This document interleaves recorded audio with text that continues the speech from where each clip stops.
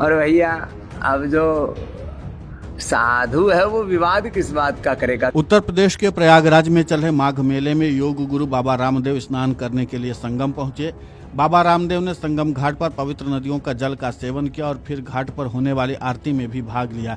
इसी बीच उन्होंने स्वामी अभिमुक्तेश्वरानंद के साथ माघ मेले में हुई बदसलूकी को गलत बताया और कहा कि ऐसा व्यवहार किसी के साथ भी अस्वीकार्य है।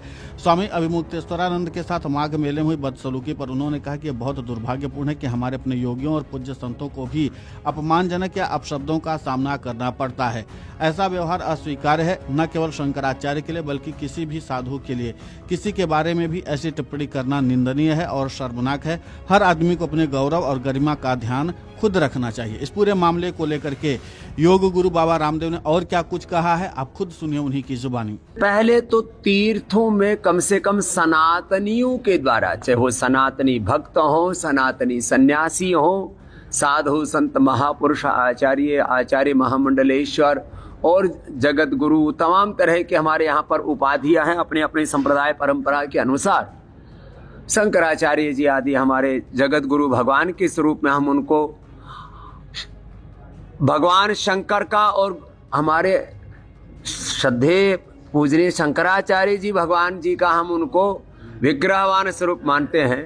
तो किसी भी शंकराचार्य जी के द्वारा कोई विवाद ना हो ऐसी हम अपेक्षा करते हैं। और भैया अब जो साधु है वो विवाद किस बात का करेगा। कम से कम धर्म स्थान पर, तीर्थ पर तो कोई साधु विवाद नहीं कर सकता। कहीं पाप अधर्म अन्याय हो रहा हो तो वहां साधु कहे कि हम परित्राणाय साधुनाम विनाशाय च दुष्कृताम करेंगे, लेकिन तीर्थ में किस बात का विवाद। ना कोई यहाँ पर भैया कोई स्नान का विवाद होना चाहिए, ना यहाँ पर कोई पालकी का विवाद होना चाहिए। और कोई साधु किस बात का जिस अहंकार करे। साधु तो बनता ही वो है जिसने अपने अभिमान को मिटा दिया। साधुता की पहली सीढ़ी है निरभिमानिता। इसलिए किसी भी प्रकार का कोई अहम या कोई दूसरा तत्व सामने नहीं रखना चाहिए। इससे अपयश होता, अपकीर्ति होती है।